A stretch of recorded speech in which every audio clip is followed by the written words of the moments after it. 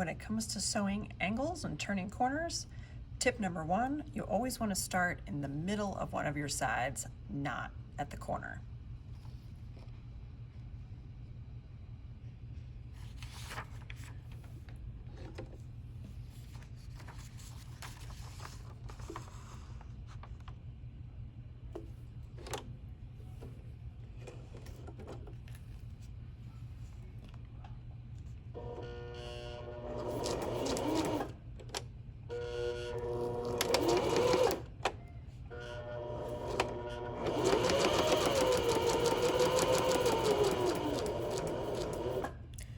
Tip number two is you always want to make sure that you lower the needle into the down position before you lift the presser foot just enough to pivot your paper and go the other direction.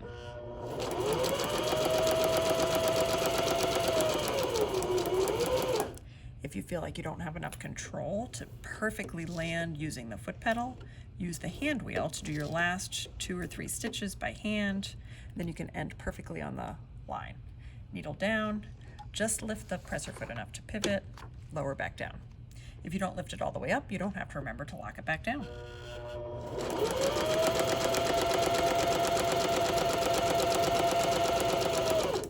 If you accidentally go too far, you can always hold down the reverse button and back up.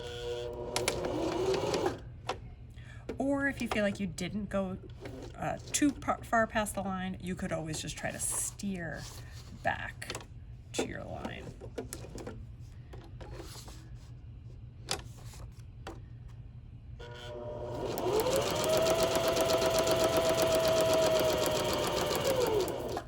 The reason we want to make sure that our needle is always in the down position is if when the needle's up, the whole paper is going to slide around. Having the needle down will help keep it in place.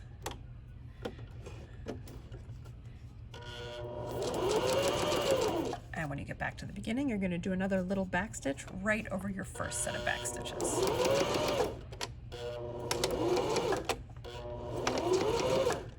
And then you're all done.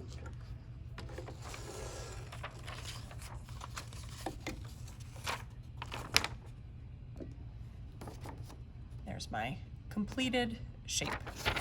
So it's easy to see on the back, the places where I had my needle down, where I pivoted, my corners are nice and neat.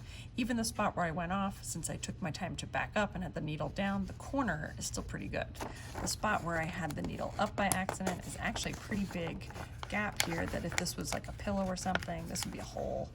And then right here, that's all the back stitching you need. You need a little bit of back stitching in the center of one of your sides.